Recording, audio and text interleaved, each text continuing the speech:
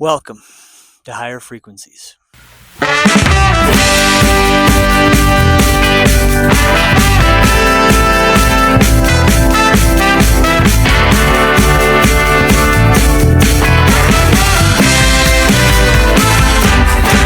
do you go every time you leave? Why do you always gotta go somewhere away from me?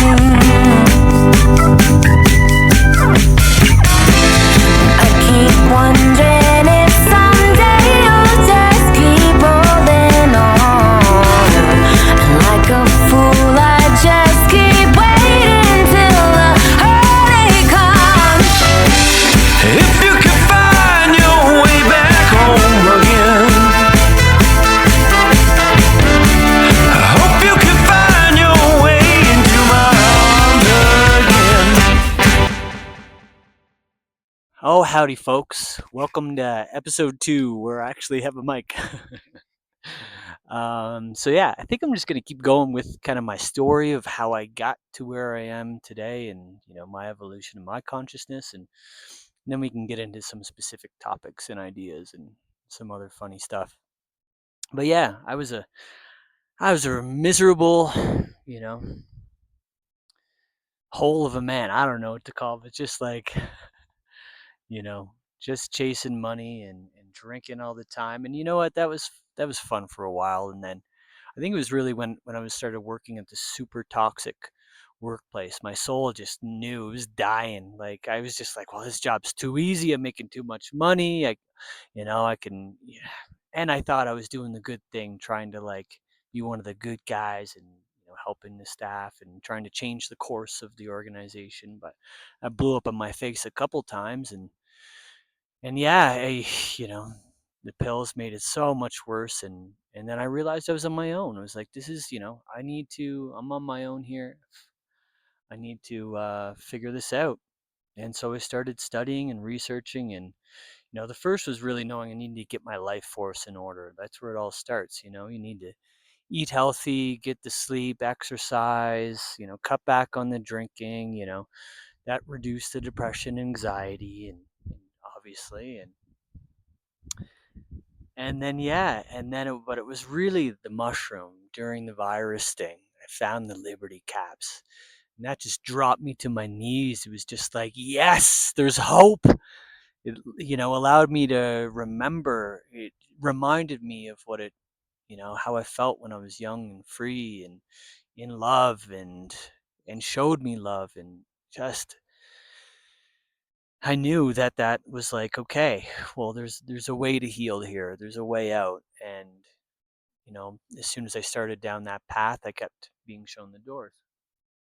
And the right books would fall in my lap, and it was just navigating this path. And then I found ayahuasca, which was so powerful and profound, kind of gave me a roadmap that, of course, I didn't follow. Went back a year later, and nothing happened, despite me taking 2 doses and everyone else getting extremely high. But essentially, what I got from that was, dude, we gave you the answers, and I was kind of reinforced that, which is what it was. It was a strange kind of trip in itself, trying to do a dieta and like all the anticipation and the nerves up to this, and then nothing happened. I was freaking out at first, and then I surrendered to it and saw some lessons from that too.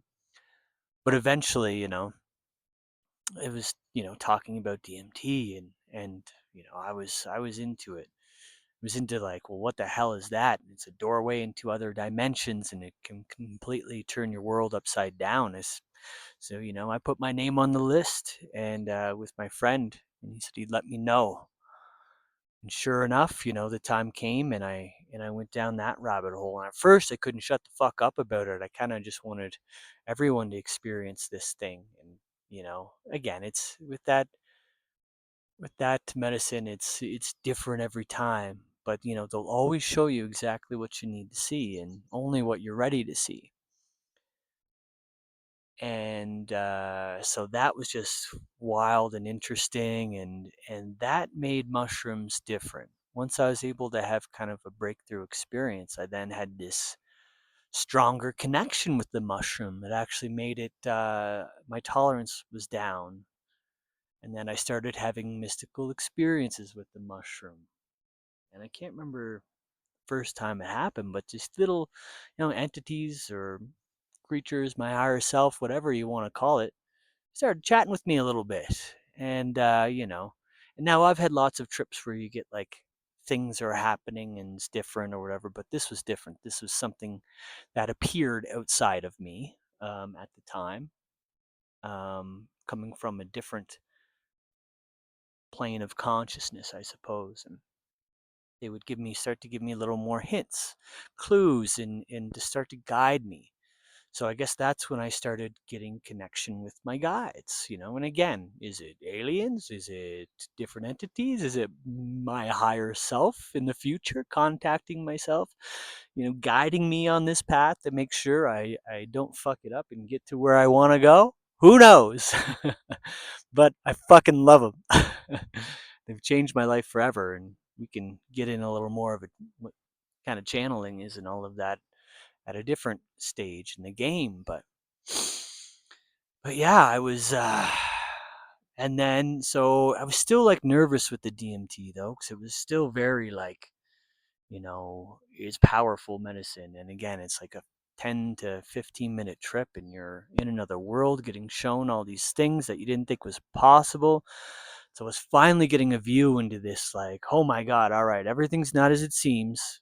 Life doesn't really suck. There's other ways. I just need to figure it out and to start going down those rabbit holes. And then it was one trip in particular where it just kind of, they're like, hey, it's time, let's go back. And I was like, all right. And they just kind of were like, hey, check this out. Doesn't matter. Boop. And just gave me a little peek behind a veil. And I can't remember exactly, but it was just this divine connection. And again, when you're in these realms of reality, they're much realer. There's a sense of like being connected with your higher level of consciousness, and you're getting shown that there's these beings and entities that are so far vastly superior in every single like manner, and can give you like boom little shots of knowledge, direct instant knowing, instantly, and kind of blow your mind and things that you didn't think that were possible. Again, it's just absolutely magnificent thing. So I came out of that trip and I was like, what the fuck? But I was like running around the house giddy, just being like laughing at the absurdity of all of this, and that I was, using the best years of my life slaving away and like just, taking things so seriously, and that, there was a different version of me inside of me that I could get access to if I was able to start living a little freer. And I didn't even get it at that point, but I mean, now I had just finally gotten out of this toxic place and started working for this mom and pop accounting firm. And like, so it was hard because they're like, all right, put in your notice. And actually, when they were talking to me before, they tried to get me to quit before I started, but I was like, I don't want to, like, I can't do this. These people are so nice. And like, just were nothing but it was like the night and day from like the environments that I had worked in the previous 5 years. So supportive and loving and fun and generous, and so I couldn't do it. And it was just the beginning of busy season, so I was like, "Fuck!" I'm like, "This is crazy," but I like these people too much, and I still have no idea what to do. So I'm gonna, I'll give my notice. I gave my notice after tax season, and just again, they were supportive, and I just kind of told them, I'm like, "Yeah, I need to like this." I'm not gonna lie. It's when I went through that thing. The other part was they told me I can't tell anyone. No matter what, I can't tell anyone. Shut the fuck up about all these experiences. Keep them to yourself. And they said if you tell anyone, you're done. And what I, thought that meant in my, fear lack state was like, oh, they'll kick me out of the realms. I won't get access in. I'm just gonna like, and plus, everyone just think I'm batshit crazy for talking about this stuff. Like they'd be like, "Okay, yeah, you talk to aliens, wonderful. Okay, yeah." there's a little bit of, there's a psychosis side to the spiritual awakening. And, I didn't even realize that's what they had shown me. But, there's a million different ways to kind of wake up to this other side of reality and other side of consciousness and the true nature of reality. And, I picked a fun one. I picked psychedelics. And so that's cool. And, I put in my notice. We got through busy season and then summer. And then I just started, again, just digging into this stuff, journaling and writing and figuring out what I could find from listening to Alan Watts lectures. And then they kind of were like training me almost. They'd get me, just like, all right, let's, meditation, let's see how long I can go without a thought. Now my brain was like fucking a nightmare when they first kind of found me, and I couldn't go like a second without having these crazy intrusive thoughts and the stories that we all make up, the bullshit and negativity and just weird things. And it's hard to even comprehend that state of mind now, because it's kind of, as you can train, it's the more time you spend in meditation, in nature, and slowing down. And oh my god, a big beautiful dog, oh hello, hey, know where this guy came from. Let's say hello. Okay. And where the hell was I? Sorry, buddy. And yeah, so I just tried and figure it out. I still had no idea what to do. And it was weird. This was during the virus. And like, oh boy, did my intuition ever knew that thing smelled like shit. And, and the mushroom straight up told me there's like not a fucking chance you're like, you need to like reject authority and trust yourself. And that's kind of the program that they put me on, to understand that there's a different way of living, and it involves seeing your own truth, seeing through the media and the lies that we're told in order to control us and to part of this game. We'll get into that too. It's all good. And so I couldn't at this point, like, I couldn't go anywhere, and I couldn't. But it was all right. Like, I didn't give a shit. I just wanted to be left alone. You know what I mean? It was like, just leave me the fuck alone.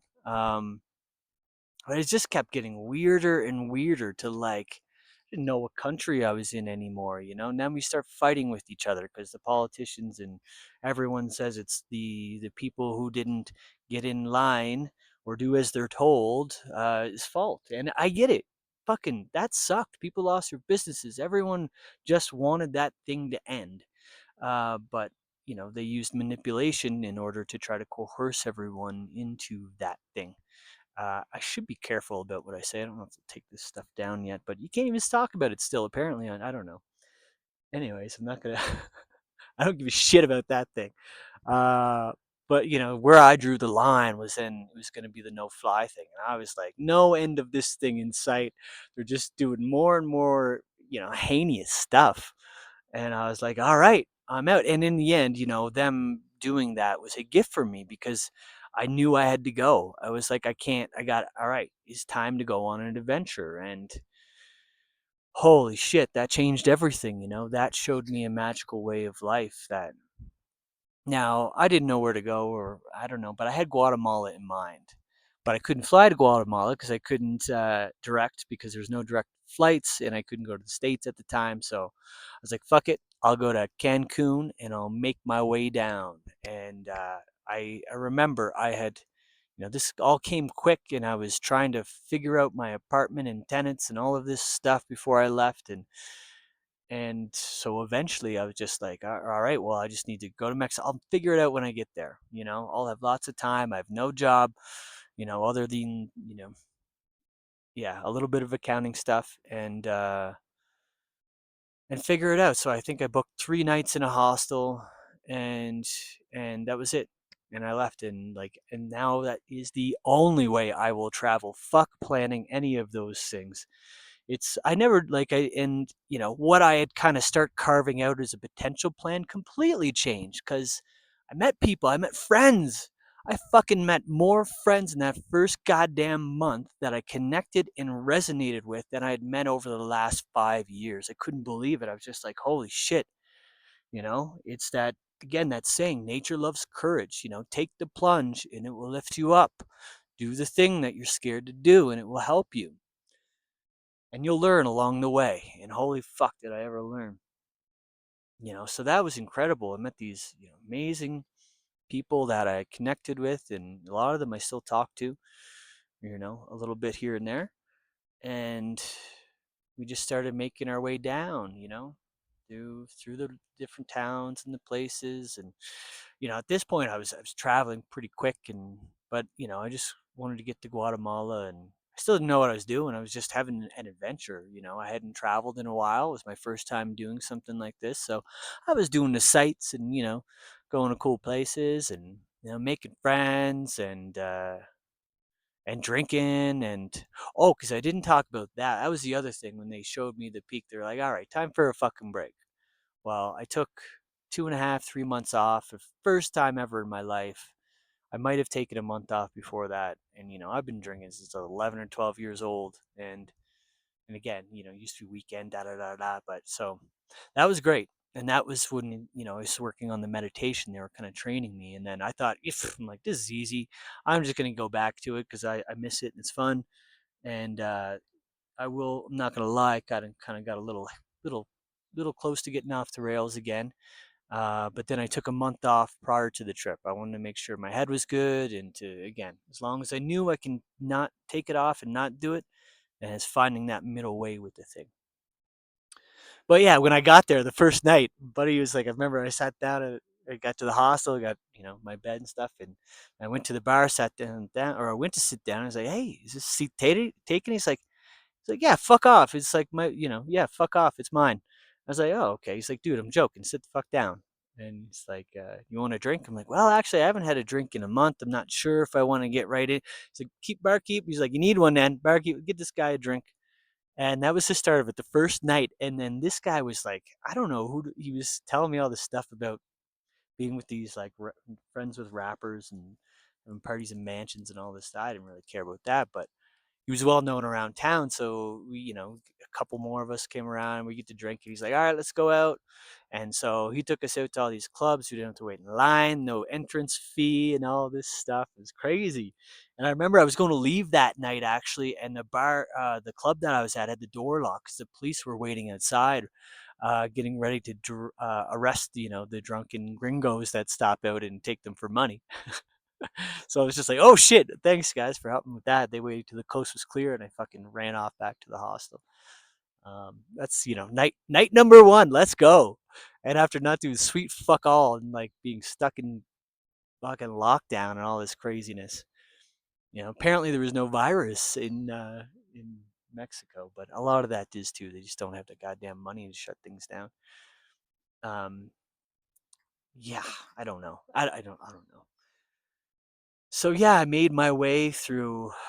Uh, you know, I finally got to Guatemala. I had to go through Belize again. There was corruption at the border there with the virus stuff. It was funny little game to play, actually. And I end up to try to save money because the thing was, if you're doing by land, you had to take one of the government taxis, and it would cost $200 to get to like Belize City, and from there you could take public transportation.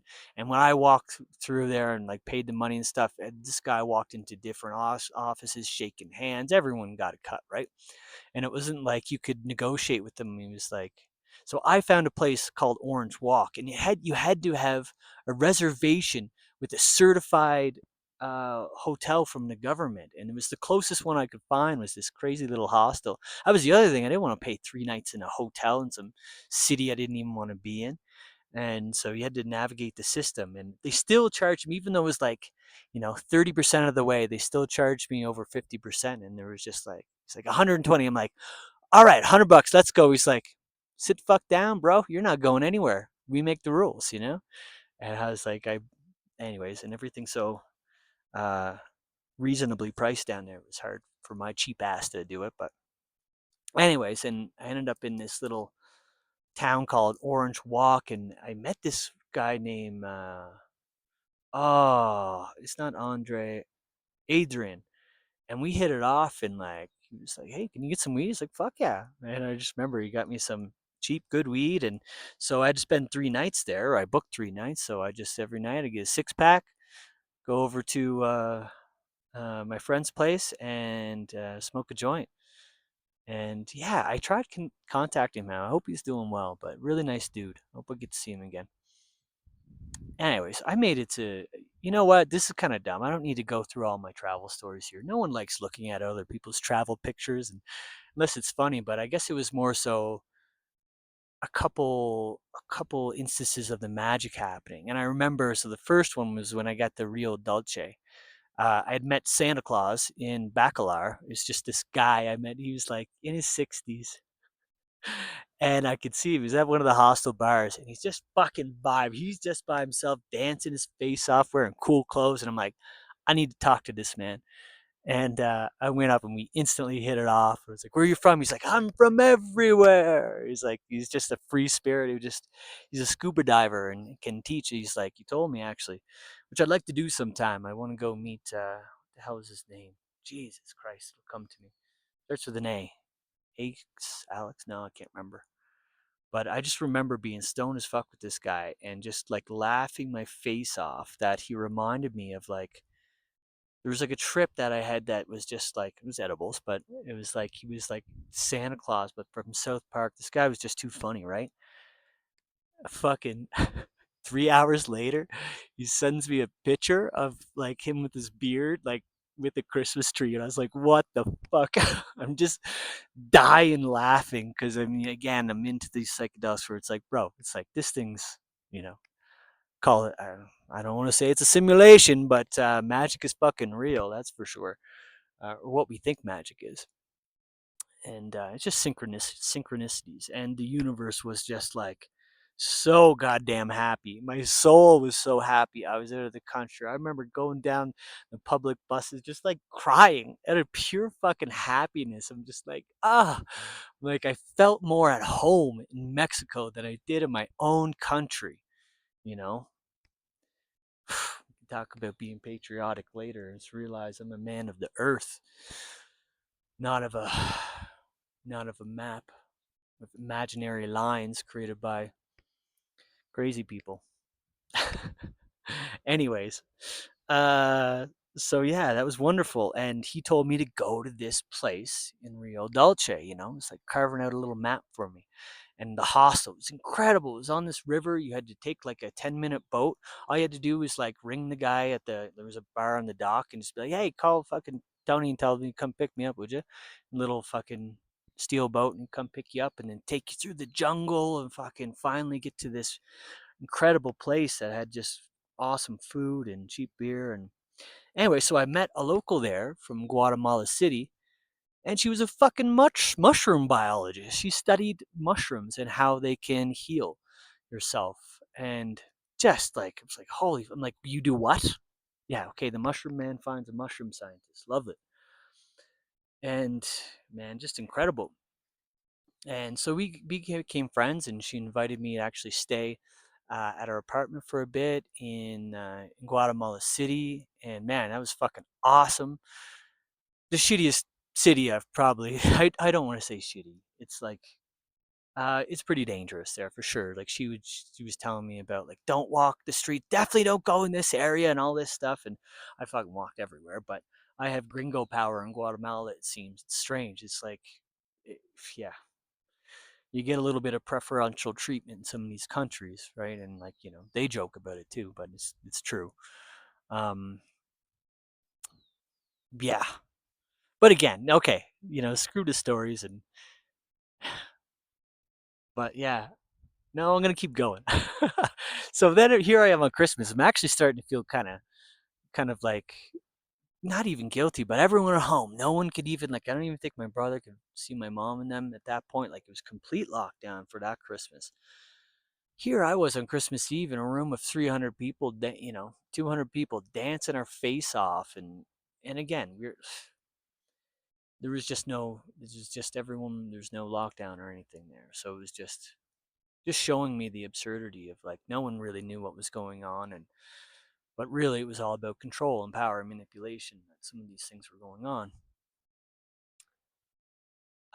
And then so that Christmas actually I was walking and anyways I startled this girl and when I was walking to the bar to meet my friends, the club, and she was having a rough go, and so I was like, fuck. I'm like, it's Christmas. What the hell? You can't be upset. Come with me. Come dance, and I'll buy you a drink. And I was just trying to be nice, and understanding how energy works when you're a nice guy and have, not trying to do things for the wrong reason. And she actually became, attracted to me and kissed me on the dance floor. And yeah, we had an amazing romance. It was wonderful.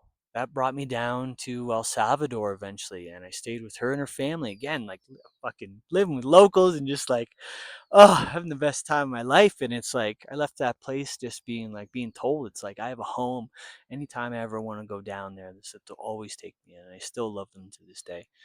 And yeah, I'd like to go visit them too. But old habits come back up. It's too fucking cheap to drink down there, and I was still not knowing what the fuck to do with my life. So I started drinking quite a bit again, and then it got to be just too much, and I knew I just had to go and end up flying back to Mexico. And that was my third time on that trip, going back to Mexico. Actually, kept calling me after living in San Cristobal for like 6 weeks, another magic town. And then I something kind of knew I kind of knew it was time to go home. You know what I mean? It was time to eventually go home and kind of, all right, this is great. I've just been playing, but it's now I want a routine, and I was doing that while I was just essentially living down there. Just I want to figure out what I'm gonna do for money and how am I gonna do this, and studying Spanish and da da da. And yeah, I was worried about my grandparents, and rightfully so. And I made it back. Um, Made it back and got to see my grandmother before she passed. So I was happy about that. And no, God, that sounds fuck. I was happy I got to see her. I would have been very upset with myself if I felt that intuition and didn't go home. Um, Love you, Nanny. And yeah, and then just was like, I still didn't go back to the DMT realms. I was ashamed. I was like, okay, I got to cut back on the drinking, get this train back on the fucking tracks, and then eventually, I did. And what can I say? It was horrifying. It was a horrifying, terrible experience that it gave me. It showed me. It's like, how you have these near death experiences and you get like a replay. Well, I was given a replay of my trip and how incredible it was. It was awesome, 3 4 months, and then all these missed opportunities because I was drinking too much and just kind of have a shithead I was, and I wasn't giving money to homeless people there, and I was just like worried about money and still dealing with these things, and just like, oh, it was awful. I was bawling my eyes about how shitty I was, and then that's kind of showed me how much I kind of hated how I was currently acting.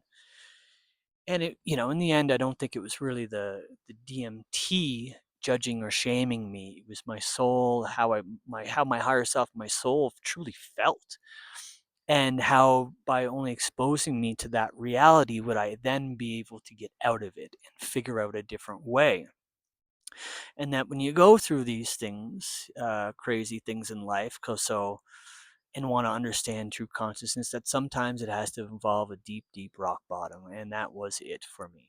And then they fucked with me, and they're like, "Well, you had it all. We gave you everything. Now we take it back. You're fucked, and you're gonna have to listen to what we do, or we'll make you and your family suffer for eternity. So listen up." And then they showed me my biggest fear, which was that I would have to then sell the house, get all my money, give it all away anonymously, and then I would post a video. I would post a video online telling everyone to go fuck themselves. That I actually truly hated everyone, and that I didn't need this shitty country, and that I was going to sell my house, go down to Vegas, and be a rich poker player. And that I would indeed go to Las Vegas, fly down to Las Vegas, show a video of like a suicide thing or something, and then once all my money's gone, and they'd allow me to have like camping gear, a tent, and a couple pairs of clothes in a bag, and then I'd have to go in seclusion and live in my life alone forever without ever contacting any of my family members or any of my friends. And if they did that, they would make sure my family would be very healthy and happy, And I was just like, well, what about my mom? She was gonna fucking, and I always think of my mom when I think about more so about myself. And anyways, of course they're just fucking with me, but it's like they're like, okay, well, how about, okay, you don't have to do that, but you got to quit drinking, and yeah, you guys still give away your stuff, but we'll figure that out. First start is to quit drinking. Then we're gonna do some things, and it's like as soon as I like surrendered and said yes, yes, please, anything other than the other thing, I'll do it, I swear. As soon as I surrendered to that, and they knew I was telling the truth, it was just this instant kind of like not bliss, but from that moment on, I never wanted to really. I mean, I'd have a little snippets of like, oh, a beer with no, but like I never. I don't know if they just tricked the wire or something different in the brain, but I just didn't. Fuck. I didn't want to drink again. And then they also showed me a different side of myself that was compassionate and did want to give to people and did want to help people. And I had a crazy fucking 3 days of like the first thing I did. I think that night was I gathered up all of my clothes. I mean, fucking everything that I wasn't wearing, because they showed me what it would be like to be homeless. And they're like, yeah, and imagine you can do it someplace warm. How do you think about this is when the homeless was just starting to get really bad in Halifax. How do you think the people in tents are? You got all this stuff in here. You got all this money. It's like, why don't go give it to a homeless shelter, all your stuff and blankets and fucking pillows and everything that I could think of. It was time to clear house. Didn't need shit anymore. And and that was awesome. It fucking felt great. I felt fucking stupid having to go to like a secondhand clothes store the next day because I didn't have a pair of jeans. But you know what the funny part was? I walked into that place and I instantly, within 2 minutes, found more clothes that I had liked, like that I still wear to this day. That I was like keeping all of these clothes and things that I didn't really care about. But like, so that was a magical little thing in itself. Showed me is like, don't fucking worry about it. You don't need shit. I also then went to the bank, and again, like I'm just like I'm fucking vibing at this point. Like I'm like I don't care. Don't worry about the money thing. We're in the clear, and I felt good. I felt free. I had freedom at last, and like I was scared shitless for sure, and like worried about like what am I gonna do with this money thing. But like I they were giving me this other sense of like love that I'm like it didn't matter.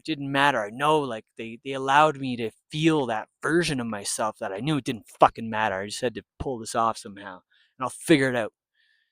So yeah, then I went to the bank and took out 5 grand and fucking handed it out to people on the street, and that was cool. Very very dangerous. I had some extremely large people and some luckily one of the old guys who was so fucking happy, like kind of slowed them down. He's like, get the fuck out of here, holy fuck, because they were gonna rob the shit out of me and my crazy ass. I didn't tell many people that one.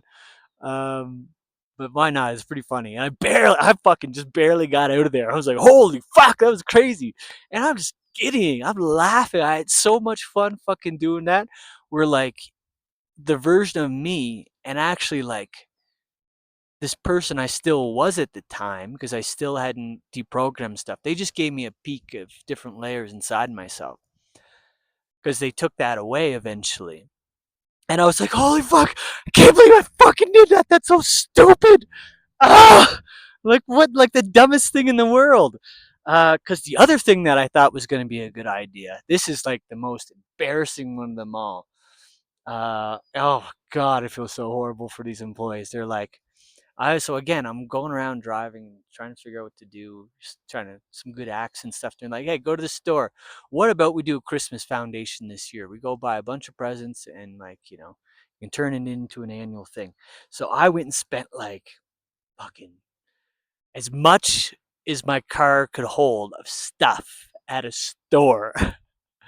And yeah, I was happy about it too. It was fun as fuck. I was like, fuck yeah, I'm gonna be Santa Claus this year. This is gonna be fun. And then when they took that thing away from me, and I'm sitting there in my house with all of this stuff, and not only that, I was gonna lose my apartment because I was just like kind of sharing it with someone at the time. So like I had nowhere to do. I'm like, what the fuck? And it's just like, and when they took that away, then went away my confidence and love, and I was just freaking out. I didn't know what to do. I fucking took it back. I took back all that stuff and essentially lied to the woman. Said, "Yeah, the funding's gone. The thing's over." And because I was like, "Fuck, I already gave away a shit ton, bunch of stuff," and like, that's enough for now. I don't know what's going on, but I didn't have the courage, and it wouldn't have been true to go with it at that time. Wouldn't have been authentic. So I took it back. Then they showed me the real me again, and they were like, "Yeah, that would have been it. It would have been enough. You wouldn't have had to sell your house if you did that. We would have given you the thing, but you fucked up, and now you're gonna go do it again." So I'm like, "No, please let me just do it." And so I went and bought some stuff, and they're like, "Yep." When I got to the car, they're like, "Take it back." I'm like, "No, I can't. Just let me do it. Let me give it away." They're like, "Take it fucking back." I'm like, "Can I keep some stuff?"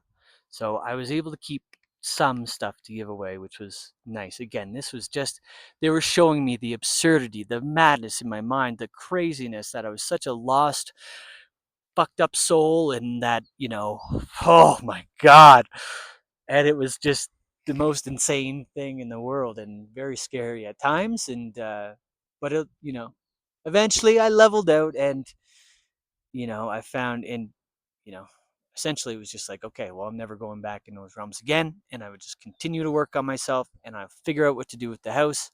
I'll start a nonprofit organization myself. I'll figure this out. And I think that's a good place for us to leave off, because that's when I started the real shadow work, going to the University of J and discovering ancient wisdom teachings and therapies and modalities. So yeah, let's leave that for episode 3. This is a long enough rant for me, but I hope this is going to be at least entertaining. I'm having fun, so this is cool. Adios.